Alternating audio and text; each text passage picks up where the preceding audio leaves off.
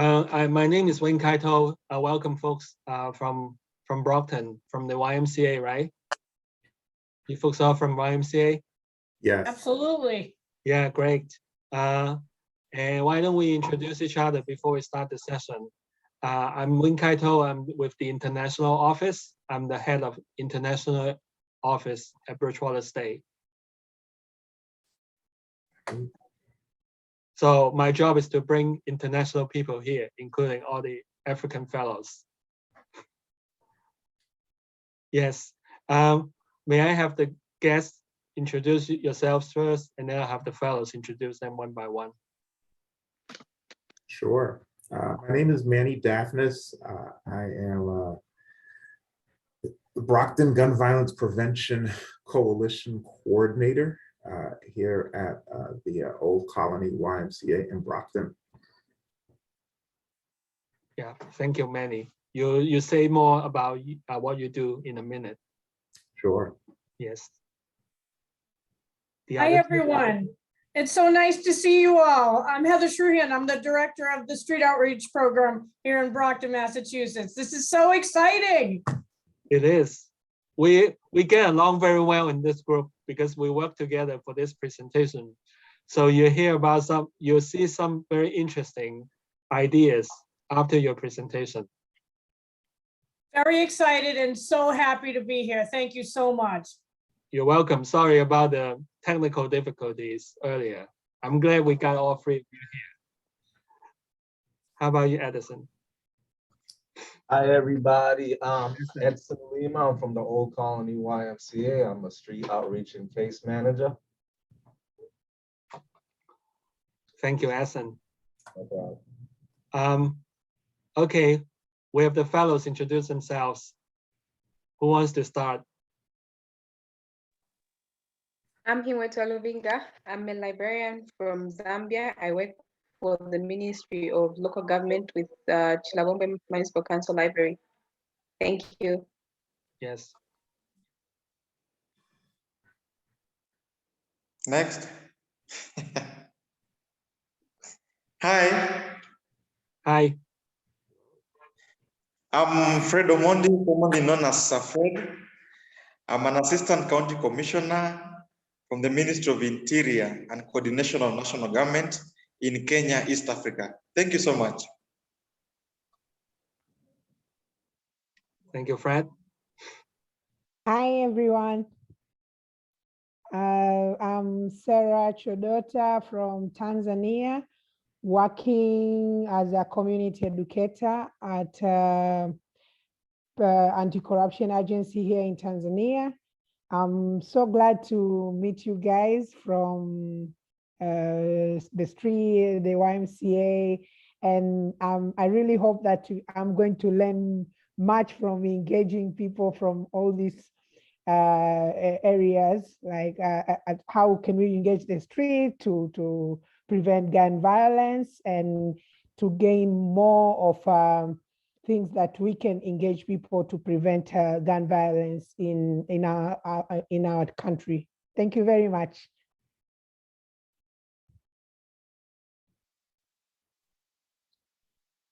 Hello, everyone. Mm-hmm. I am Bintu Wedraogo from Burkina Faso, West Africa, and I'm police commissioner. Nice to meet you all. Thank you.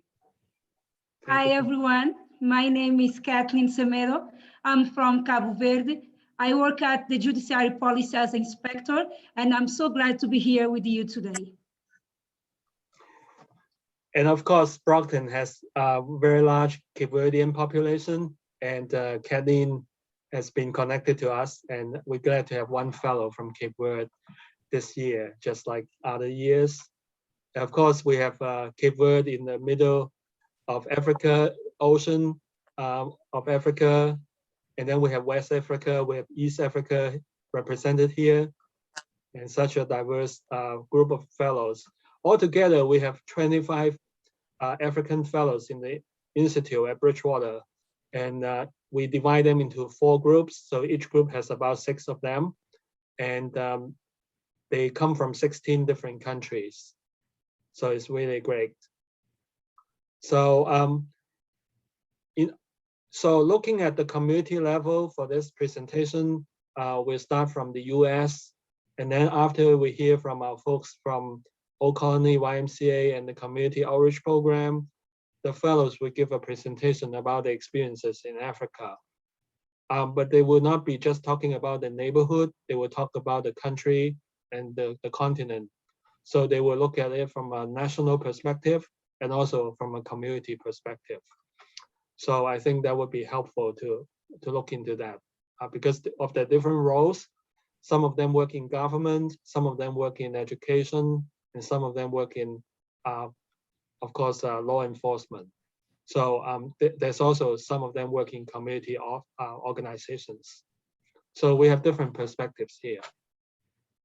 So I'll give our host Manny and the folks at Old Colony to start. Would you like to, do you need to share any PowerPoint? I will. Okay, let me try to give you a co-host. Sure. As you're doing that, I just want to just the news say we are so overjoyed at the opportunity and truly humbled to be able to be here to present and share. And also from our perspective, pray you hear this loud and clear, learn. What we firmly believe is that while we are on the ground here in Brockton,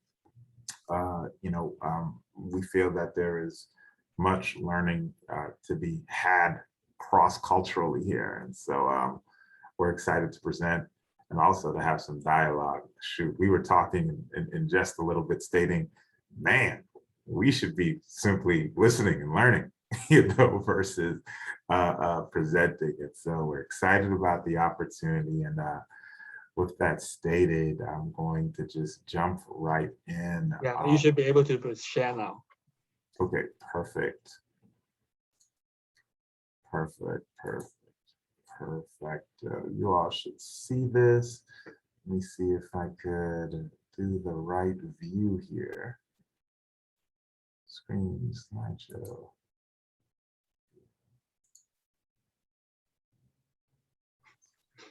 Just slide.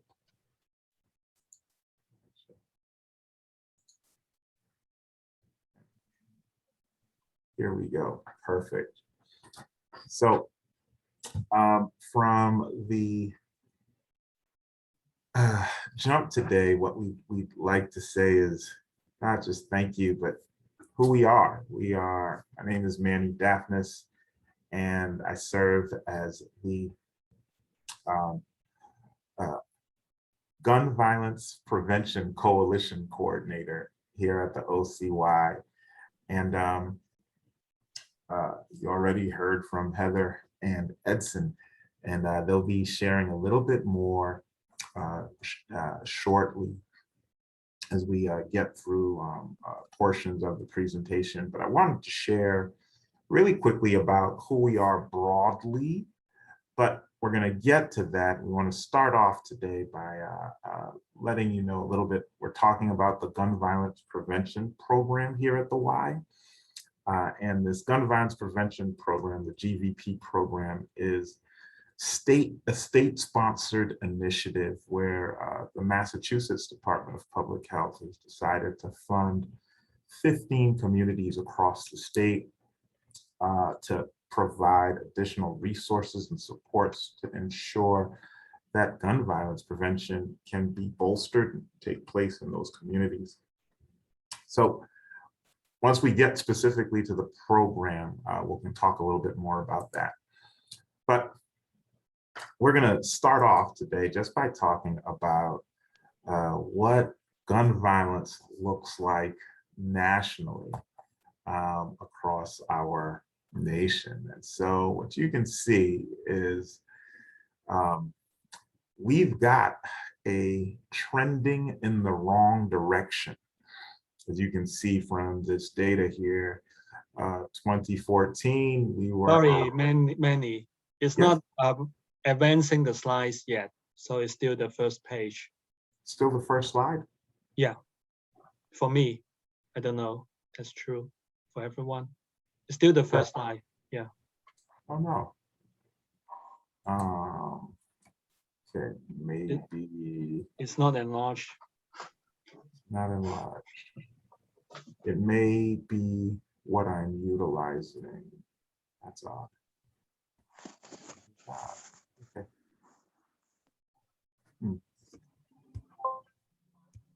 Is that the second slide now for you? No, Not yet. Not still yet? the first. Huh, Maybe you should exit and yeah. reopen it again.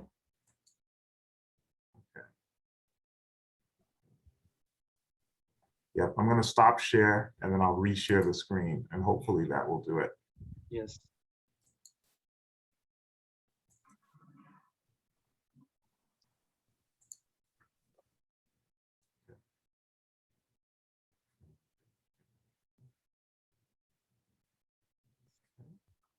We just guys- you just have to click if it won't start as a slideshow. Okay, The slideshow view. now we all see. I just want to go to slideshow view.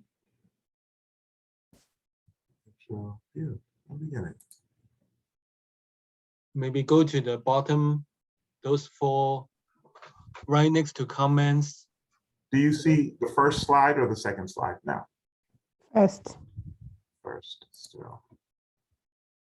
Maybe you just click on the slide, just use the cursor to move to slide 2 and click on it and see if it goes to slide 2. yeah. Yeah, Why don't you slide do two. it this way? Yeah, You're on slide 2 now.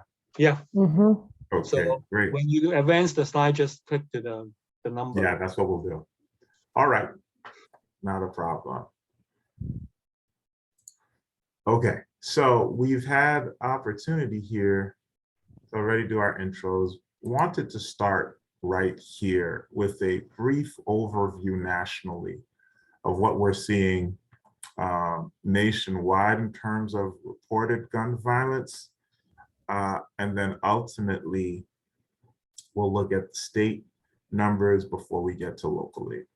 And as you can see, we are, as a nation, trending in the wrong direction here in terms of gun violence nationally. 2020, according to the CDC, we've seen over the course of from 2010 through 2019, a 17% increase in gun violence nationally, with 2020 being the worst year for gun violence in over 2 decades. And if you pause and think about that for a moment, here we were mired in this global pandemic, yet gun violence soared. You see this partial number here for 2021 of 4,100 here, roughly, deaths to date. That number was pulled in the end of March, I believe, pre the height of gun violence, which has historically been the summer months. And so this number trends towards another incredibly high year for gun violence deaths nationwide.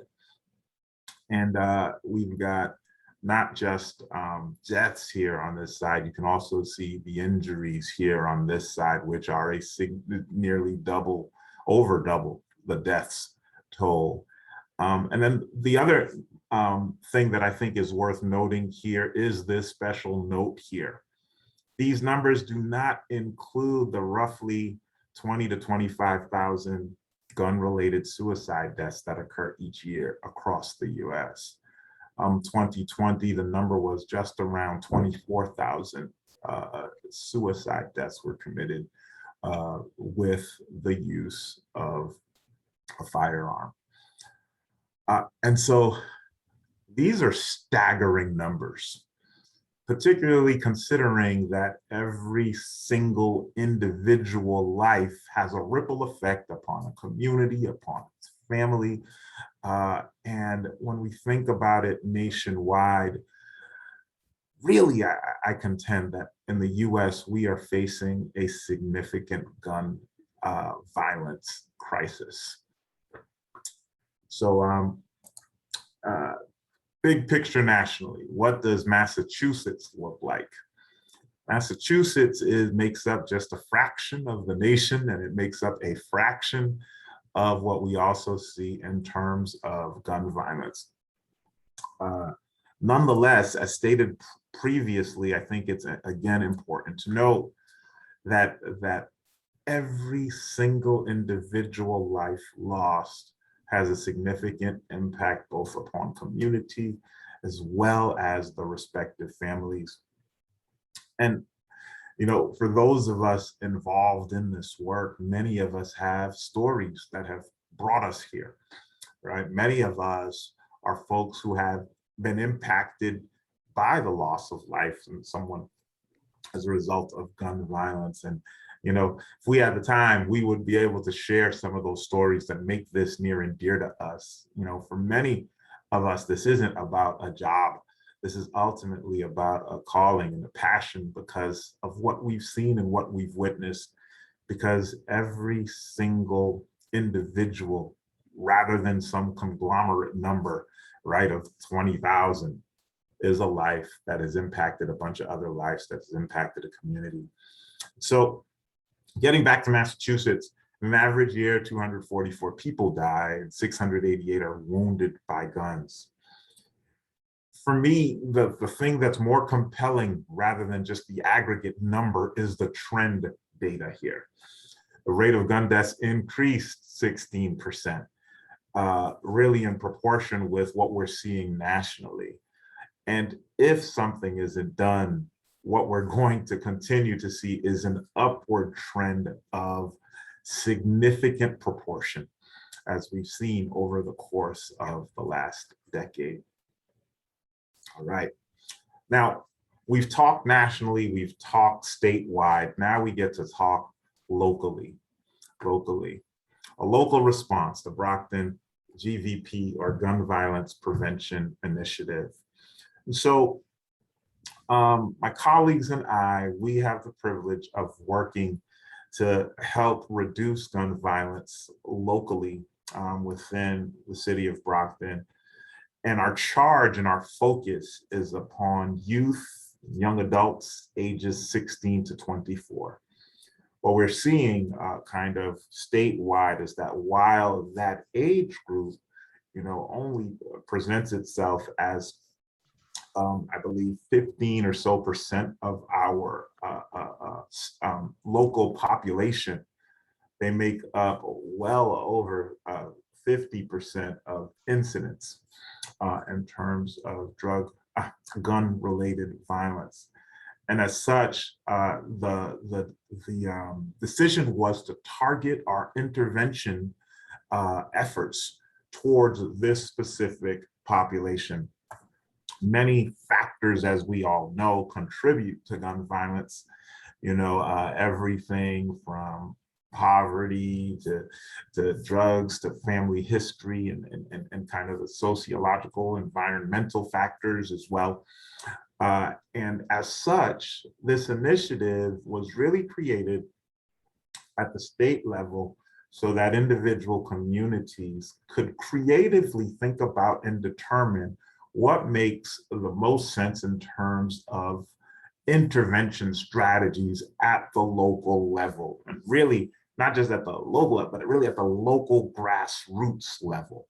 So in a lot of ways, while the YMCA has received this funding from the state, the charge from the state to the YMCA is to partner with grassroots agencies, right, that are actually on the ground doing the work. And our charge is to give them supports so that collectively our response isn't just a YMCA response, but it's a community response. Okay, so the goals of the Brockton GVP initiative was to address disparities and inequities in the exposure to gun violence among youth living in high crime neighborhoods, right? Promote and enhance effective services to reduce gun violence and other forms of violence in high crime communities, and then support behavioral health programming that has treatment protocols designed to reduce gun violence and strengthen individual and community responses the violence through a racial and ethnic lens. That last bullet there, number 3, was so significant because from all the data that we've seen, it seems as though many of the young people that we have encountered,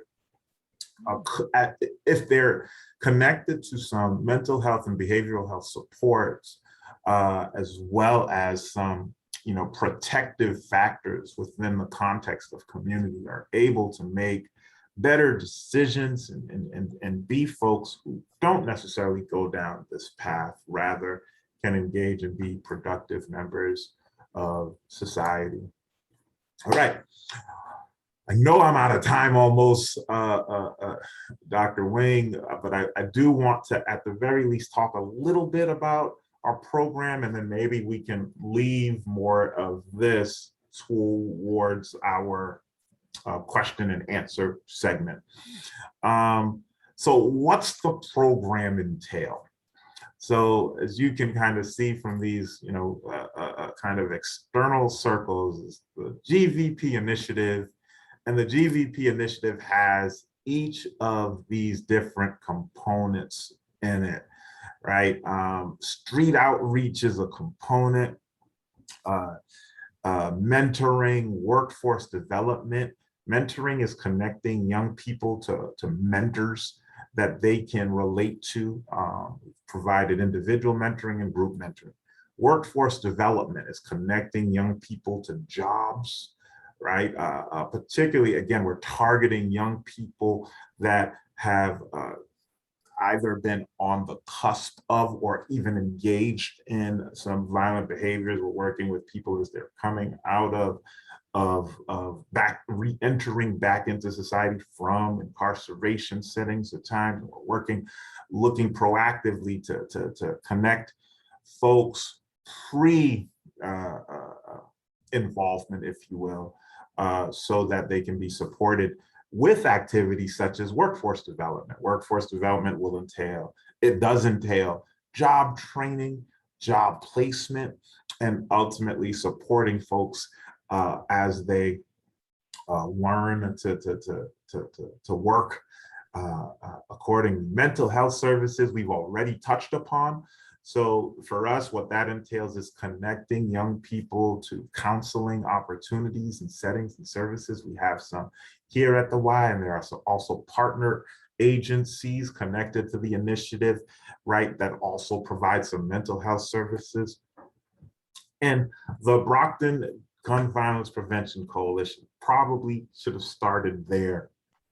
What this has become, again, what we really firmly believe in terms of how do we best prevent gun violence in any community is that it has to be a community response, right? It's not just the job of the police. It's not just the job of youth workers. It's not just the job of the church and clergy. It's the job of a collective community. And as such, what the coalition has done is it's brought forth together young people, youth serving programs and providers, police, district attorney's office, right? And a number of different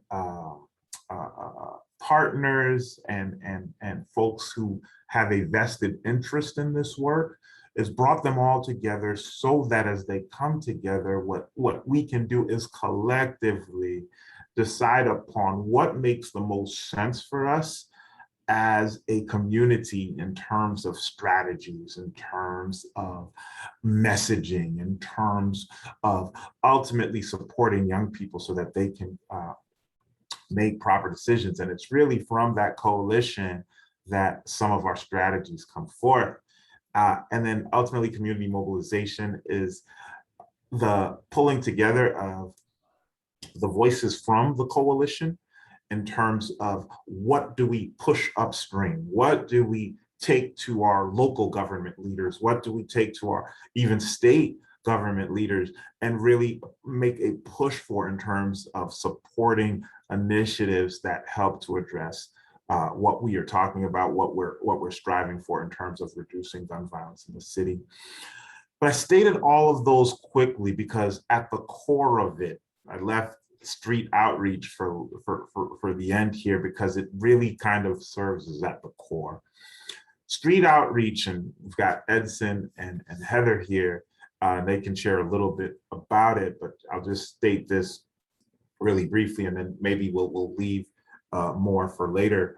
Street outreach is actually us hitting the street and connecting with young people and developing and fostering rapport enough so that young folks who may be in trouble or know of folks in trouble might know enough and trust enough that they know that they could connect with street outreach workers to begin to dispel and disperse and mediate and diffuse situations before they really arise. Street outreach, particularly during the course of the pandemic, took on all sorts of forms, but ultimately at its core, it's this idea of fostering rapport so that we can truly be a resource to young folks as they navigate what can oftentimes be challenging times that lead young people towards a path of violence.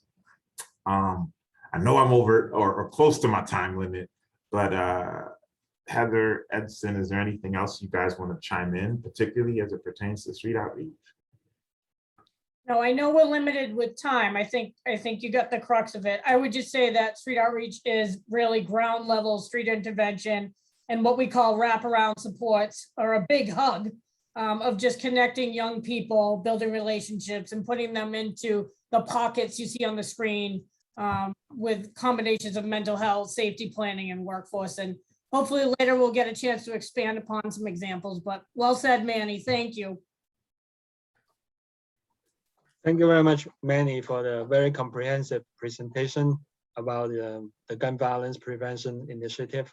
I really like the last slide about this chart you have about the different ways in which they are interconnected. If you can stop sharing screen, and I will invite the African fellows to, let's see if I will find the document, or Fred, you will find it or not. Let me see.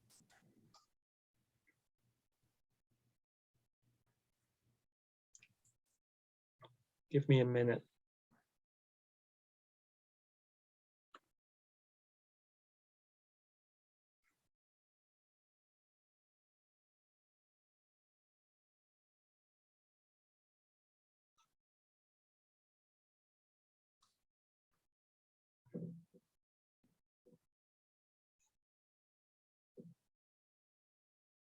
I hope this is the right one. Can you see this? Yeah.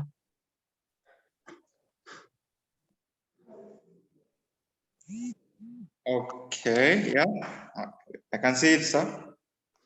Okay. Let me see if I can. So I have asked the 6 fellows to talk a little bit about gun violence prevention and education in community development from the African perspectives. And they're very excited about presenting this to you folks. See if the full screen is hard to move. I understand what you just said, that you could not move it. So let me try this again using this. So we have the 6 members coming from Kenya, Tanzania, Zambia, Cape Verde, Burkina Faso, and Cameroon. They'll be here, and unfortunately, one of the fellows from Cameroon would not be, is not here. So we have 5 fellows, the top 5 fellows will be presenting here. So I will turn this to Fred. Thank you so much, Dr. Wing. And thanks, Manny, for your very comprehensive presentation. So I'll give an overview of what we believe gun violence is, and then zero in on my country, which is Kenya. So basically, we all agree that gun violence is basically the use of firearms, such as guns and pistols, to basically create violence. And this is normally done by perpetrators who have acquired these particular guns either legally or illegally. I think the main difference between gun violence in the US and in Africa is on ownership or accessibility to guns.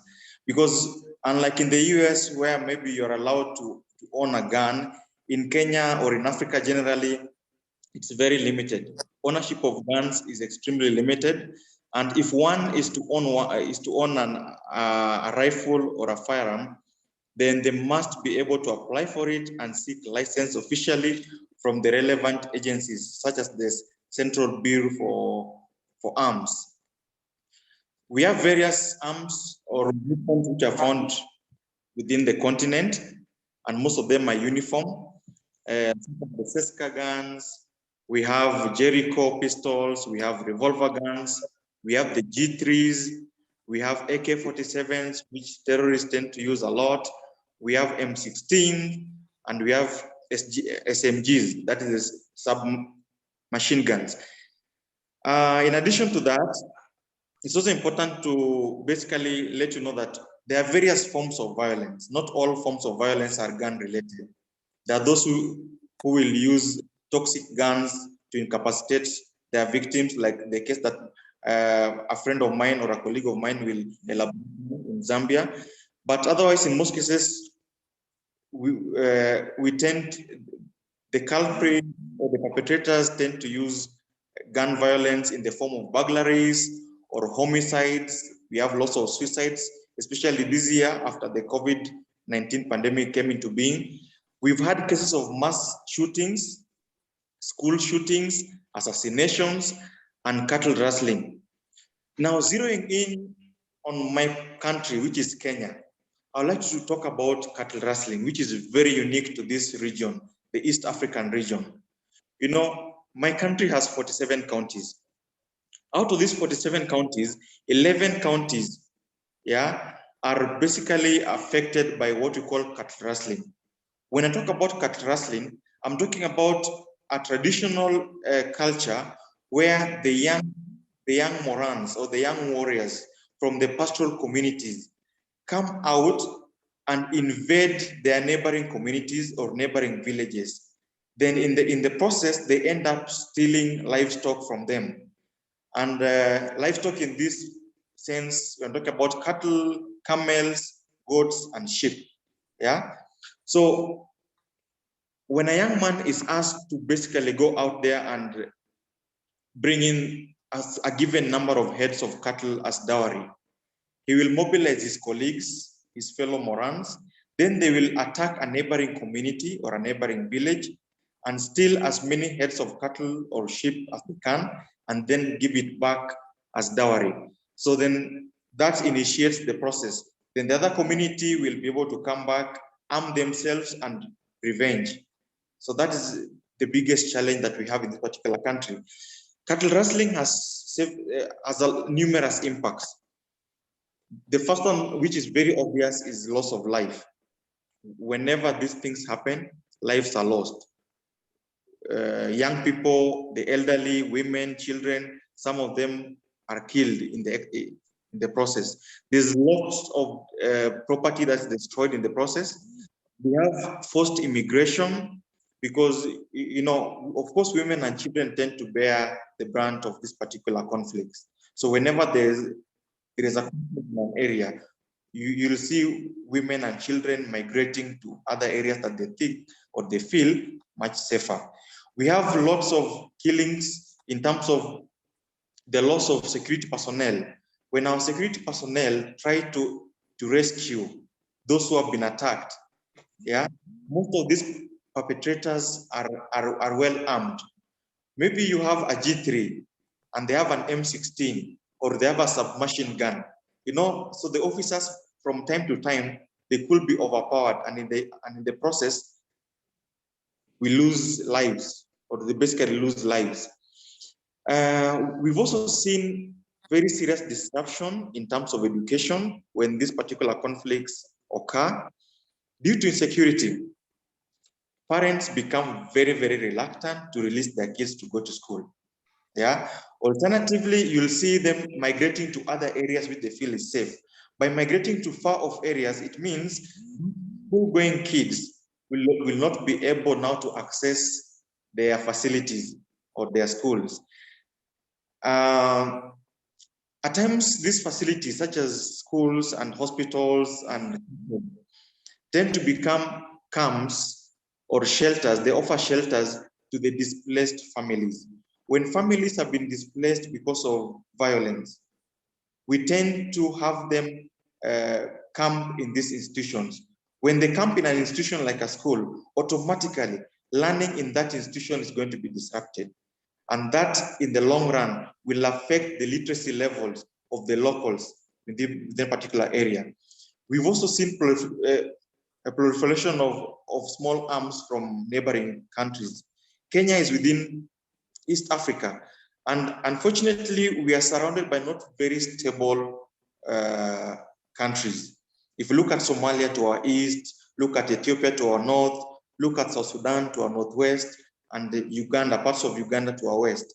Most of these areas are not politically stable, and as such, we have lots of cases of guns coming in, illegal guns coming into our country.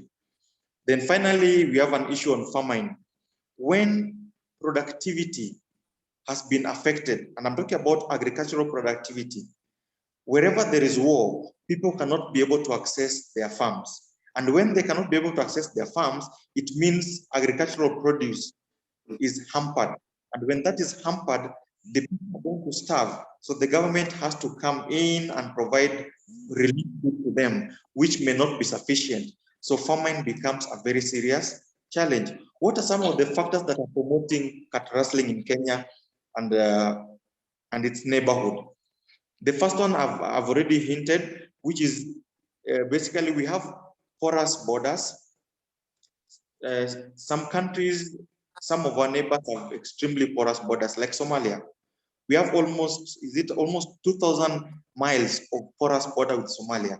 That means that there is room for illegal arms to come into the country, right? Another issue is we have retrogressive cultures, as I've alluded to earlier on. We have communities where cattle rustling is allowed. It seems to be part of their norm. You are allowed to go out, attack a different community, and retrieve as much as you can, or steal as much as you can from them. Drought has been an issue. Most of our people are pastoralists. So when they lose their livestock due to drought, maybe somebody had 1,000 heads of cattle, but then because of drought caused by climate change, they lose half the flock. What do you do when you lose half the flock? You'll attack your neighboring community so that you can be able to restock and to compensate for your loss. Most of these counties, the 11 counties out of the 47 that I mentioned earlier on, they are very vast in nature, and there are arid and semi-arid lands. So we don't have sufficient personnel, security personnel, to deploy to these regions because of the vastness of the area and the rugged terrains, which these bandits seem to be very familiar with. In addition to that, infrastructure is a very serious challenge. The only way you can be able to access such areas is when you have infrastructure like roads and bridges. But unfortunately, not all these areas have very good infrastructure, and therefore accessibility. For example, if we get a distraught call from a village that they've been attacked by cattle rustlers, and we are supposed to go there as law enforcers to try and rescue them, then accessibility becomes a major obstacle, because we are not really able to reach them on time, and therefore lives are lost and their livelihoods are affected to a large extent. Then finally, we have beef cattle beef cattle as an industry, or ranching as an industry. There are so many wealthy individuals within the urban centers who are involved in beef farming. Yeah, but as usual, most people tend to always want to take shortcuts so as to make extra money. Why should I go out and buy expensively when I can sponsor a few young warriors or young Morans to go out and steal this cattle on my behalf, I pay them half the price, then I can be able to supply to my customers. So that's another challenge that we basically seen. So as a government, we came up with some ideas, or as a government agency, we came up with some ideas on how best we can be able to mitigate cattle rustling in Kenya. Some of these include ratification of the protocols which we had agreed upon. Like there's one called the protocol on reduction of cattle rustling in Eastern Africa, which was ratified in the year 2008. But up to date, we've not implemented it. So plans are underway for that particular protocol to be implemented. And when that protocol is implemented, it means we are going to have cross-border collaboration between the security agencies and between governments to help us be able to mitigate or stop this proliferation of arms across borders. Another issue that we've looked into as a government is the idea of introducing free education. Most of these cattle rustlers are not so learned. They were not able to access education for one reason or another, mainly because of poverty, but we have a myriad of issues. So we thought as a government that if we could be able to make education free, and more so education at elementary and high school level, then with education, automatically the retributive cultures that are within our people will be able to be left behind. Yeah, we also have we've also rolled out rapid disarmament as a method of mitigating this. Yeah, where we first of all begin giving the rustlers amnesty to surrender their arms willingly. So if they surrender their arms willingly, then such are considered as collaborators, and therefore we look at ways of working with them. But those who opt not to surrender them willingly, then it means we come in forcefully. And when we get these arms from them, we go ahead and have these arms banned and destroyed publicly to stop circulation of these illegal arms. In addition to that, we realize it is very, very important for us to look at the welfare of the officers, of the law enforcement officers. So we are looking at their welfare, we are equipping them to enable them combat this particular vice. And then finally, socioeconomic development. Most of these communities are involved in these vices because they feel marginalized. They feel left out by the government and the powers that be. So what we are trying to do is to reach out to them, is to ensure that we bring them on board, both in terms of development, in terms of infrastructure, in terms of appointment into public offices, and in terms of allowing their youth to access government facilities. So in so doing, when you bring them on board, they become more cooperative. And we hope, and we are already seeing things working in the right direction. So that is as far as Kenya is concerned. Over to my friend from Burkina Faso.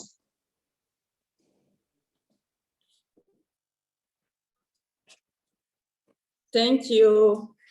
Thank you to Fred for your presentation. I'm going to talk to you to do my presentation about actually security situation in my country, in Burkina Faso.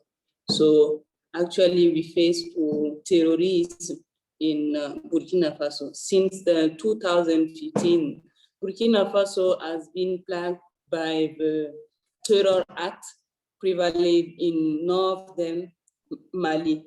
So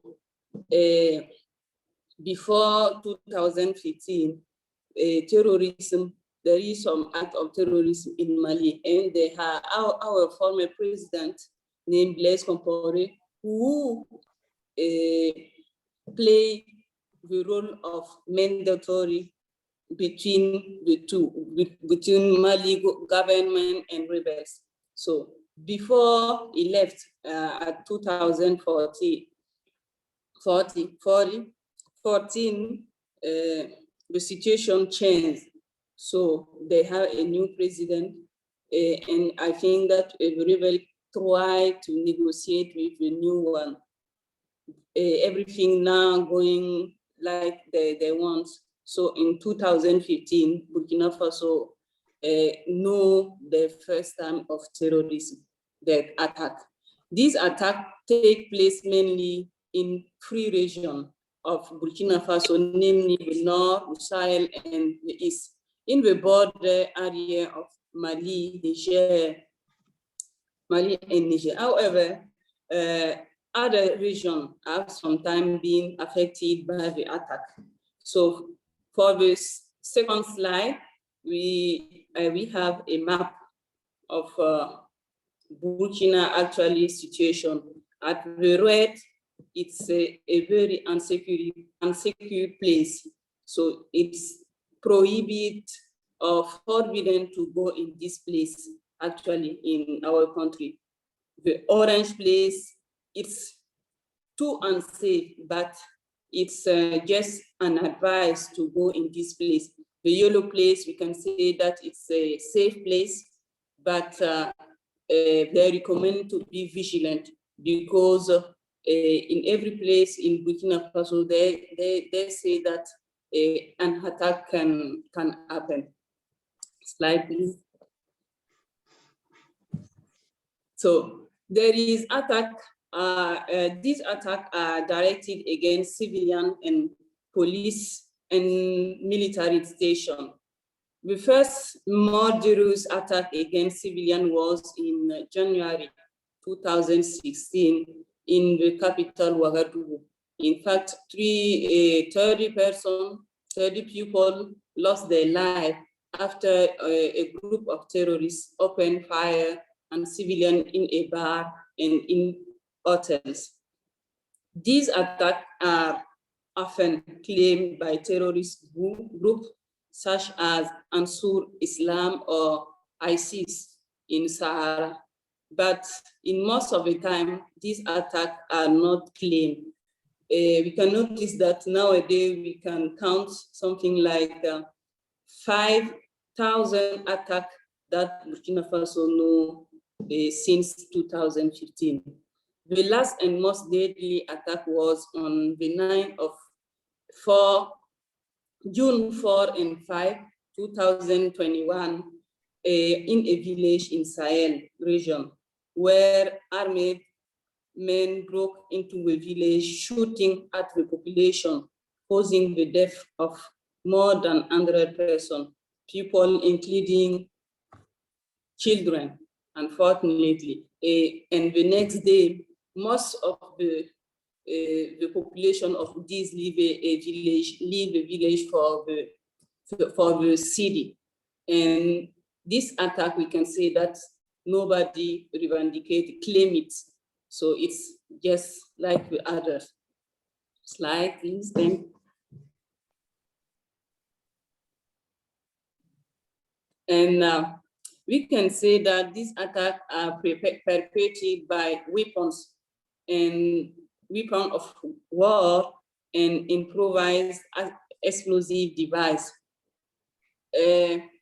For the first time, when the terrorism beginning it's just with weapon, but 2 years later, they think they start to use explosive device, mainly against military troops who is deployed in this region to secure population.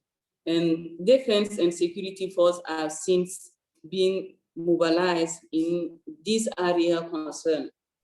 According to George Well, the terrorist attack have less more than 1,400 dead and more than 1 million internally displaced in Burkina Faso.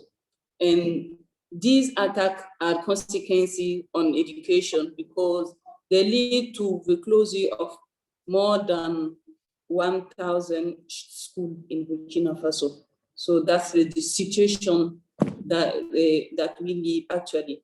And in my place, actually what you do, we host generally those who move from unsafe place for this place, because you can say that the place that I'm working now is the place. So most of them came, but it's 80% are ladies and children. So for the first time, we tried to provide them some food, some clothes, something, because they leave the house without nothing. Most of them say that they walk something like 100 miles to reach our city actually. So and most of them they had a husband or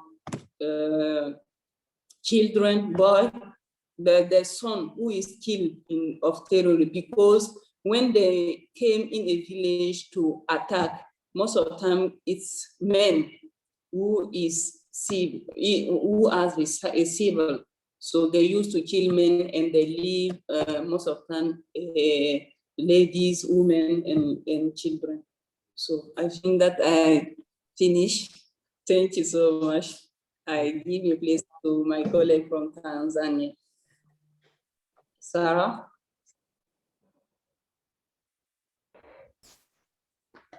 Thank you very much.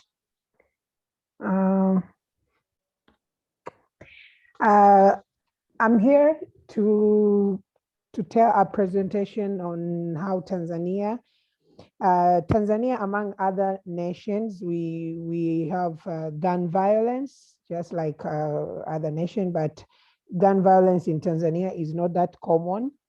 We have our common problems, such as domestic violence has been a common problem in my country. We say like domestic violence even leads to death of people. The statistics for 2016, we see like 3,318 people died. This it was a murder, but we say not all murder are gun related. So as Tanzania, guns are normally being used for armed robbery, poaching, as well as terrorism. Like in 2016, we found like the police seized 554 weapons and 3,499 bullets. And mind you, these weapons were not registered. So it was just an amnesty that the country gave people who have or who own guns that are not those who don't have license to surrender them to a police. So they had 554 weapons. And the bad side is like these weapons, we have 299 of them which were traditionally made.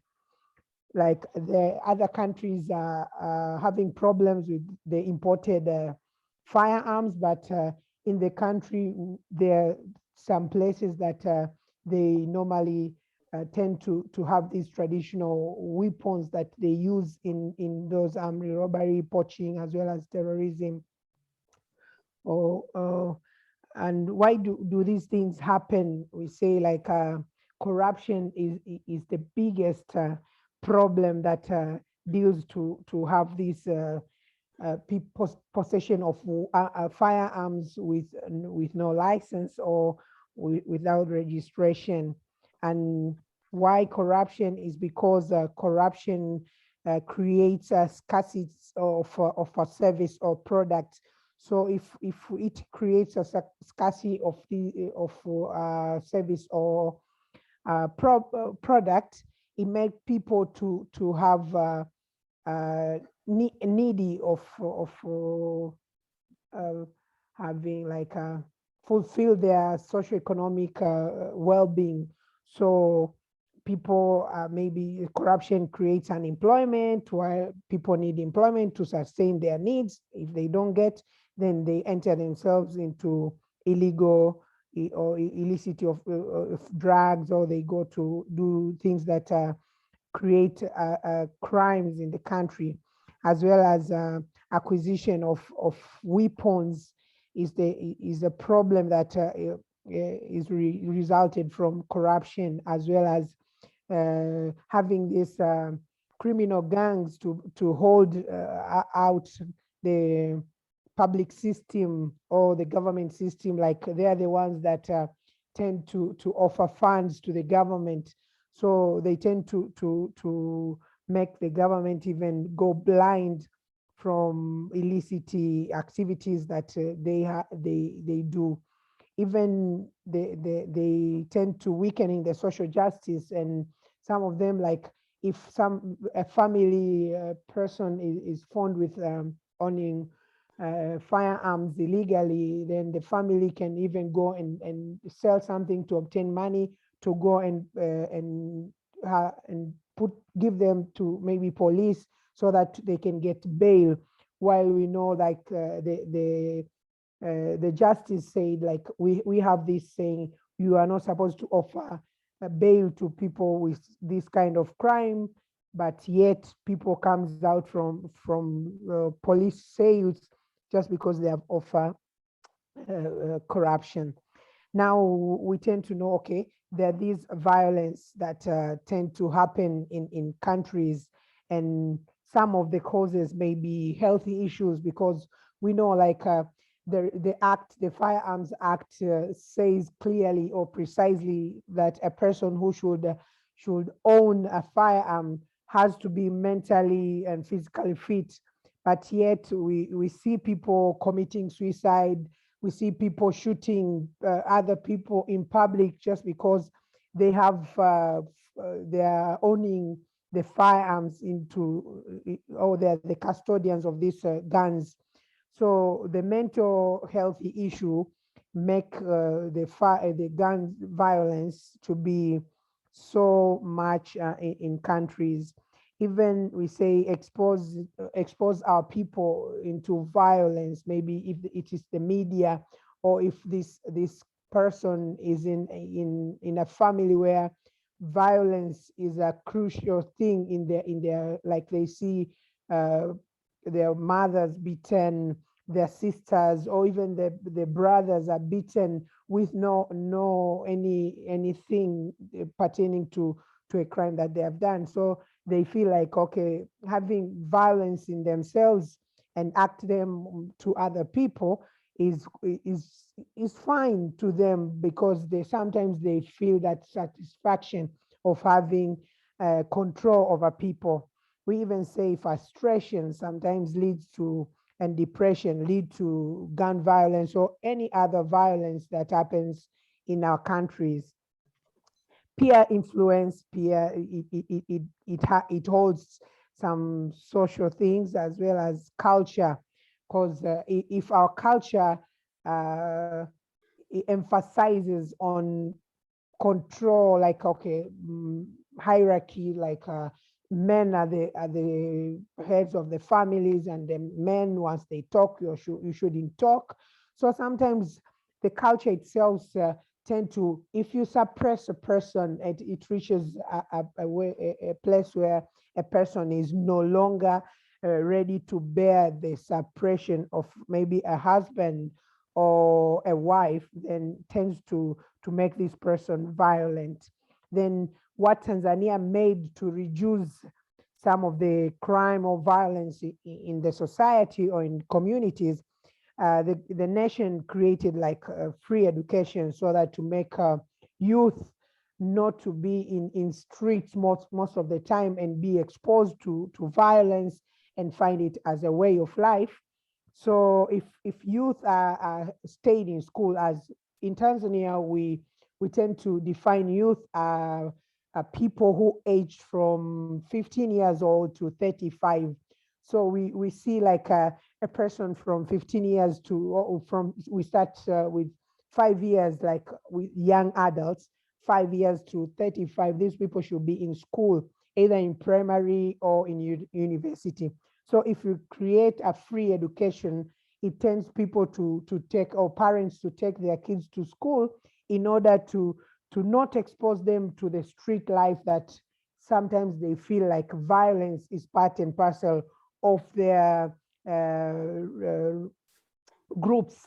And another thing is, we say the government has put more effort into, they have instructed the local government to spare 10% of its collection to women, youth, and people with disabilities, so that the government should have funded some groups of young people, women, as well as people with disability. All this is like creating a safe space for people not to engage themselves into violence. Like if you have sufficient fund money to help your family to get all the basic needs, sometimes it reduces the demand of people to go outside and seek money, like go to robberies, maybe tend themselves to be in crime things. So that is how Tanzania has made to reduce some of crimes, just not to get more people into crime. And like youth are the largest population in the world, not only in Africa. So if you tend to find ways to make youth being active into other activities rather than being in street, then I'm sure it's likely that we reduce more violence in the countries. Thank you very much.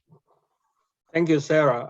I don't know if Manny and Heather, do you guys have time until 1:45 or something like that? Because I'm trying to finish it up with a couple more fellows. Yeah, okay. So, Himiwa? Hi, can you hear me? Yes. Okay, great. I'll talk about the forms of violence that we have experienced here in Zambia. So we don't have many cases of gun violence like we've heard from other countries. For us, the biggest form of violence is burglary and the use of toxic gases to incapacitate families in Zambia. So I would want to note that burglary is the most common form, and it's done through intoxicating victims. So I want to dwell much on the impacts of these toxic gases after victims have been incapacitated. So sometimes you find that victims would die, they would lose their lives because they would succumb to the toxic gases.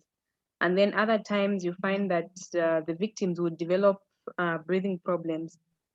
So what the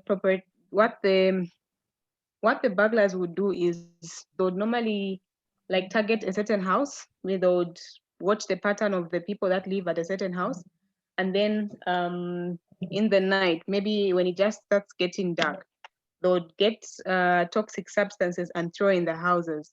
So when they do that, you find that the victims pass out. And when the victims pass out, they would get into the houses and sometimes steal, but that's quite common. The most common thing they would do is maybe cut out a certain part of the body, maybe a leg or an arm, or sometimes they would cut out the kidneys, like that. And then the other impact is that there would be a rise of vigilante groups to secure the communities, because citizens tend to not feel safe. They don't feel safe being protected by the police. You'd find that in an area that had maybe like 5 victims in a street, the police would only send 1 police officer. So you find that citizens don't feel safe, and then they end up taking law into their own hands. So when they do that, there's a lot of mob justice that happens, because each time they see someone passing in the night who is not armed or who just looks suspicious, they'll tend to start beating up that person. because they would suspect that person of being one of the people that are throwing the toxic gases.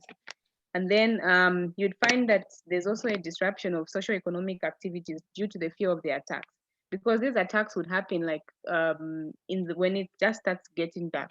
So there are certain businesses that operate from morning until, let's say, from 8 a.m. to about 10 p.m. in the night.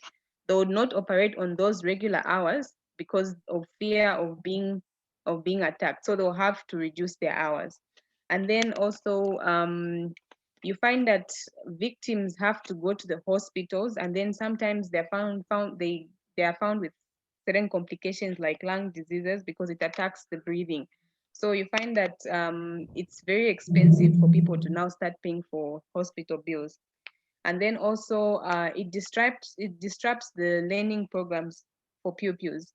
Like I can give an example. There was a time in Lusaka, it must have been in the afternoon. Pupils were learning, and it was a public school where you find there are about 60 pupils in a class with one teacher. The attackers went and threw some intoxicating substances in the class. So it disrupted the learning, and unfortunately, one of the pupils succumbed to the toxic gases and actually died. So you find that pupils don't feel safe to go to school anymore because they have that fear in them. And then also increase of illegal small arms acquired by locals for protection. So because, like I earlier mentioned, people do not feel safe. They don't feel safe being protected by the police because they feel that sometimes the police don't do much. So they end up starting to get illegal arms, illegal arms for them to protect themselves. Yeah. And then next slide.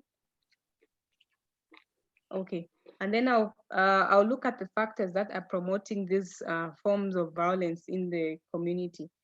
So it happens that most of the people that most of the attackers are youths between the age of 21 to 35, about there. So you find that the youths are unemployed, and then others are graduates, like they've graduated from the universities, and they've got good grades, but because of nepotism, because maybe your grandfather was not in the government, because maybe your uncle does not have a name that can put you in government, so you end up not having a job. There are no employment opportunities. So you find that those same youths, out of frustration, would tend to start venturing into such activities. And then there's also an increase in the cost of living and poverty levels, because there's a high cost of living and high unemployment levels. So you find that the next thing that youths will start doing is now just alcohol abuse, theft, and burglary.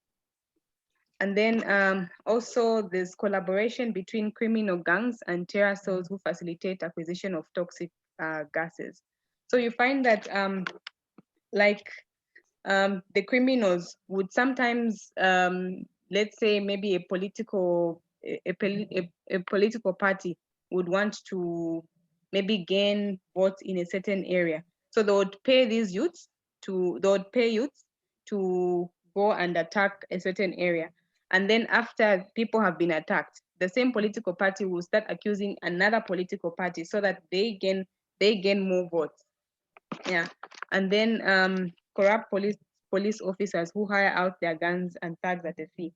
So this is something that has started being common here, because like my colleague mentioned from Kenya, it's not easy for us in Africa for people to own guns.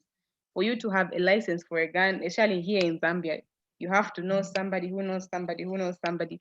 But the police officers now hire out their guns because they also feel that they are not being their salaries are low and they need extra money. So this is how they do it. And then the political tension that I've already mentioned, and high levels of inequality and equity in the country. So this can also be looked at in form of corruption, where, like I mentioned, if for you to get a job, you're a graduate, you have good grades, but you can't get a job. So there's that inequality in the country. So it's also one of the factors that causes the violence in the country. And then when we look at the impact that the violence has caused in the education sector, like I mentioned earlier, there's been a disruption of school attendance as parents feared their children to go to school. Like I can give an example. There's a school on the Copperbelt province in a town called Chingola. It's a preschool which has children from, let's say, pre-grade up to like grades 4. So that preschool, one of the workers was suspected to be one of the people that were attacking a certain area. So parents lost trust in the school and they stopped taking their children to school. And then also there's also a disruption of community library operating hours. So like I mentioned earlier, I'm a librarian and our normal operating hours is from 08 a.m. to 6 p.m. But because of the attackers that came in, we had to reduce our working hours. We only used to work half day, like from 8 a.m. to 12 a.m.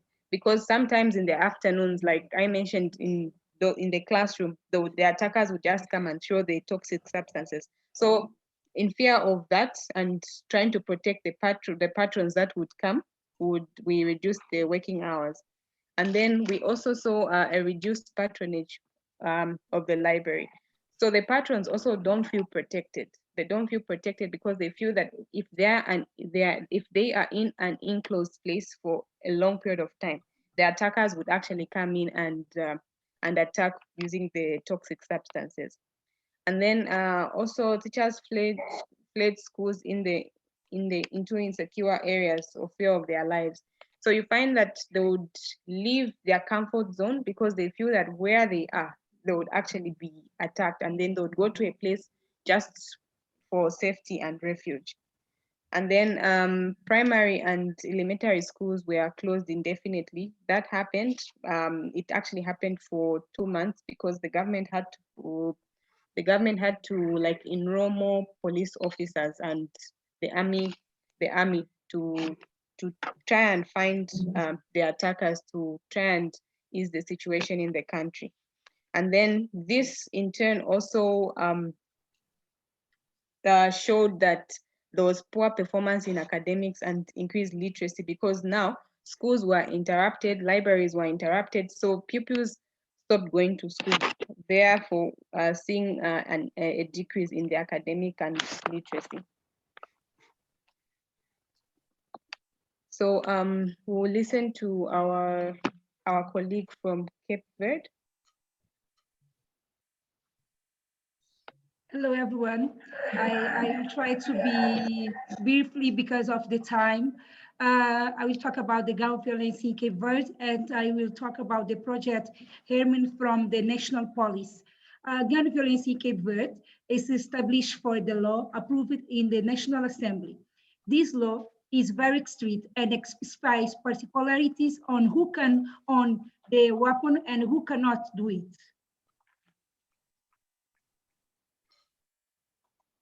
Okay, we have a classification for weapons. We have a classification A, B, B1, C, D, E, and F. Classification 1 is just is prohibited for the population. Maybe just the policies and the other workforce can have it. And B, B1, C, and D, and E, and F, everyone with a license provided by the National Police can have it, but it should to have a license, and the license is provided by the National Police of Cape Verde. Okay, we have a Safe School project. The Safe School project is a project aiming from the Ministry of Education with the Minister of Internal Administration to respond to insecurity in school.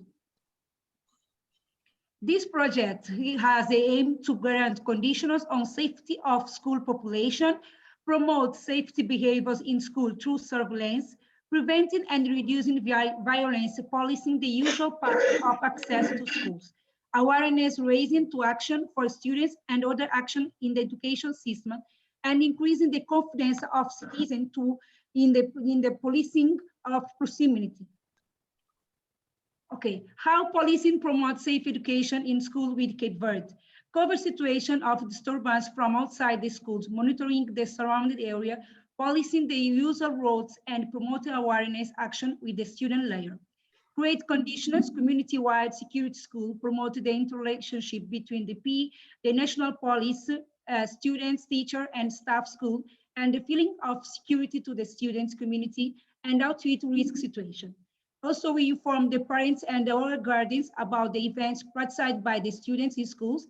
Is also part of the action of the national police, as well as participating in recreational and cultural activities, with emphasis on the operation called Grow Safely, and the articulation with all partners in the community and the different service of existing support in school.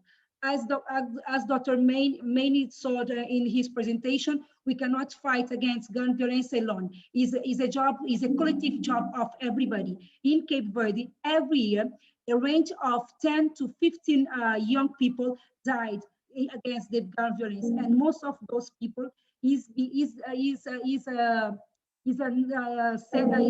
a murder like we don't understand, because it's most of the time is a gun violence between the group, the gangster group.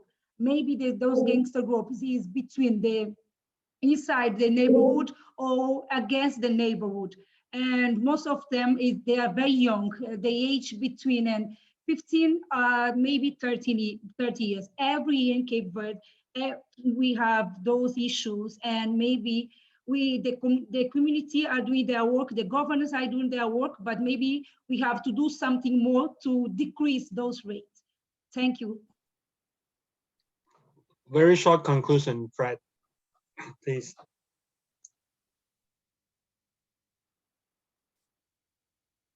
Yeah, thank you so much. We are just happy, we appreciate the fact that it will have been a disaster in this particular challenge, and let's work together. And that's why there are a myriad of stakeholders whom we work with to ensure that we mitigate gun violence. These are government entities, the National Police Service, we work with religious organizations, we work with the youth groups, we work with student unions, we work with the intergovernmental organizations like the UN, we work with the NGOs, yeah, we work with the civic and advocacy groups. So it takes so many people, there are so many stakeholders who are involved in this particular exercise of stopping gun violence in Africa. Remember, in Africa, the range is quite wide, from terrorism to suicide at local level. So each particular challenge requires different stakeholders to come together. And that's what we are doing, because to us, every life matters, and we are doing the best we can to save the lives out there. So we appreciate so much for your patience. It's been a very long presentation, but thanks for listening to us, Manny, Edson, and Madam Hita. We appreciate. Thank you so much, Dr. Winkai, for your tutelage and your continued guidance. Thank you so much.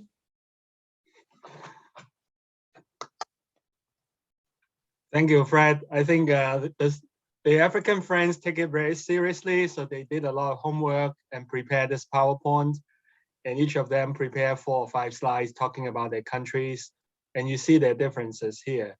So before we close at 2 o'clock or before that, may I have our Brockton colleagues to ask one question to our African friends, and have our African friends to ask one question to our Brockton colleagues, so we have a chance for exchange. We have about a little bit less than 10 minutes if we can all leave before 2. How about American friends asking the African friends a question? They cover so many different things, so anything you're curious about, please ask them. I mean, I am curious about everything. I have piles of notes, and I'm just absorbing all of the information And I feel like the second I get off of here, I'm gonna have thousands of questions, and I'm hoping we can all stay connected, but my questions are everywhere right now, but I just want to say I'm in awe of the presentations overall, and I think some of the things resonating with me on the outreach side, and maybe Edson wants to throw some input in here, is just about how you're all connecting in different ways with the different challenges, especially with regard to the comments on illegal firearms and the presentation on school safety. There's just so much you all touched upon. Though there's a lot of diverse things happening, it's always interesting to see how many things bring us all together when we talk about neighborhood and community and challenges that are very similar. So I'm actually hoping we could talk a little bit more in some ways about different ways to strategize, because I feel like, for me personally, fresh perspectives and really here international perspective can help us do our work here in Brockton and Massachusetts in general. So I didn't know I would have the ability to even ask questions. I think when Manny said humbled, I'm just so happy that we got to sit and listen to these presentations. My head is spinning with questions, but thank you all so much. Edson, do you have a question for them? I actually do it. And let me start off by saying this was amazing. I greatly appreciate you guys having us. I truly believe in what I hear from everybody, especially, I want to say, so Fred, you said something very important about the cattle. To me, it represents wealth. And we can't battle gun violence if we're not battling poverty. And that's what it all stems down to, poverty.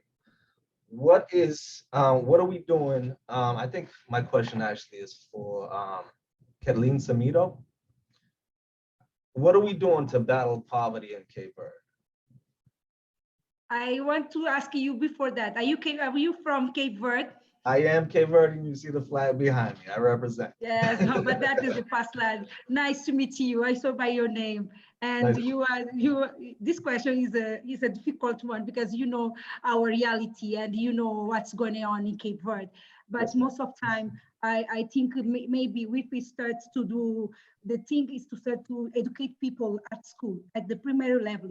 Maybe, for example, let me just share my reality. I live in Ponta d'Agua. There is a poorest area in Praia with a lot of single mothers, and we have an issue like a drug addiction. And consequently, with the drug addiction, we have vandalism, we have criminality, and we have the thugs, the gangster groups. For example, I think if we have the opportunity to those moms to educate their kids, to have time for their kids, just not to go work, because most of those mothers, they are housekeeping or they sell in the street. And all the time, they came so late. They don't have time to take care for their kids. I think, for example, if we in the community level, if we start to work with them to make sure they have time for their kids every day, they can have time to ask the kid how it's going to school, what you learned today, what you are doing, what is in your mind, what you want to be. Maybe with that, we can equip the opportunity for those who can go against those times. For example, I think by my little experience with the social community. For example, I all the time I'm asking, for example, those people who has drug addiction, why they choose that. They all the time is telling me, when I started that, I didn't know what was going on. But right now, I'm addicted that, and maybe that there's no hope for me. Maybe if we start in the beginning with the education, with the community engagement, with the family engagement in school, in church, in everywhere, we can, for me, we can go against the poverty in Cape Verde, Edson. I don't know if you got what I want to tell. Thank you very much. I appreciate it. Thank you. Definitely. Sarah, you have your hands up. Yeah. Yeah, I wanted to ask a question, but also I can add to what Kathleen have said. Like, I know poverty is the major problem for Africa. Crimes, so many things that happens in Africa. Most of the time, poverty is a factor. Now, maybe it's because like corruption has overall our development activities. rather than keeping focus on improving the status quo of our communities, our leaders tend to embrace corruption more. Like we have development funds that comes to our countries, but the leaders misuse the funds that are straightly given to communities, maybe in the rural areas, or we are given funds to have maybe roads or hospitals. So I think if we can fight corruption, truly fight corruption, and leverage accountability as well as transparency, if we can make our leaders accountable to whatever they are doing, I'm sure like we can decrease corruption in our African continent and make people have maybe get access to employment, access to health and education, because these are the things that make people go in other direction and satisfy their needs and their families in order to make them live. As well as we say, we use our resources appropriately. Like if we have minings, let the minings be beneficial to citizens, rather than giving access to other nations to come and mine our lands and take away all these things, rather than getting our people benefit from whatever resources that we have. That is what I wanted just to add to what Edson have asked us. Now, what I was thinking, because we say if you don't have research, you have no right to speak.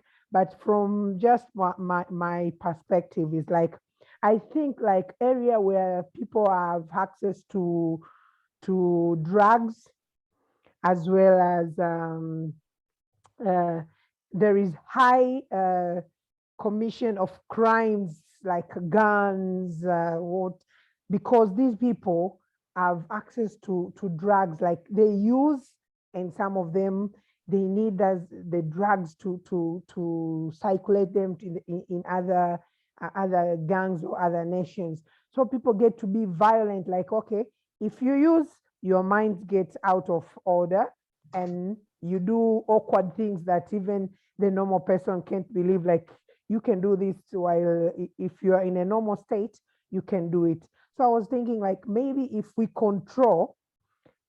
do controlling the illicit drug trafficking in our nations, maybe we can reduce the gun violence to some extent, because I think even in America, people do access drugs more easily, and they have access to on gun firearms. That's why maybe the crime rate or the gun violence is so high in America, rather than areas where the illicit drugs or access to drugs trafficking is low. That is what I was thinking. If we can prevent drugs, maybe we can prevent gun violence in our countries. Well, thank you, Sarah. I think there are other agencies in the US and in Brockton who are doing a lot of work for drug addiction and supporting the people who are affected by all kinds of drugs, whether it's, education, rehabilitation, and help to support them. For this agency, the Old Colony YMCA, they're doing different kinds of work, and this gun prevention unit is helping us to understand the relationship between the state government and the Brockton government and the community organizations, and how they actually get funding to support the work and work with the local neighborhood to prevent gun violence. And by hearing the stories of our African friends, we know that in Africa, they're concerned with all kinds of issues from the national level, international level, to the family level. So it's very broad. We all know that violence is a worldwide problem, and starting from the government, starting too many wars and too much terrorism, down to the how people are getting together, getting along in the communities and into the families.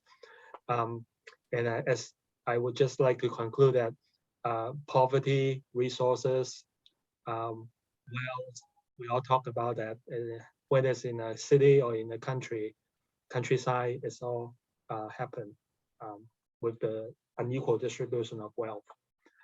So it's 2 o'clock. We have this end here. I wanted to thank Manny, Essen, Heather for meeting with us. Bridgewater State University is very glad to collaborate with you guys. And we again thank you for having us, and thank you all for sharing. And Yeah, I'll give a list of the names and the email addresses. If you want to follow up with any questions, you're welcome to do that, please. So likewise, we'll give your contact information to our African friends as well. So have a good day. Thank you so much. Thank you Bye, very much. everyone. Thank you. Bye. Nice to meet you all. Nice to meet you all. bye. It was a pleasure. Bye-bye. Bye.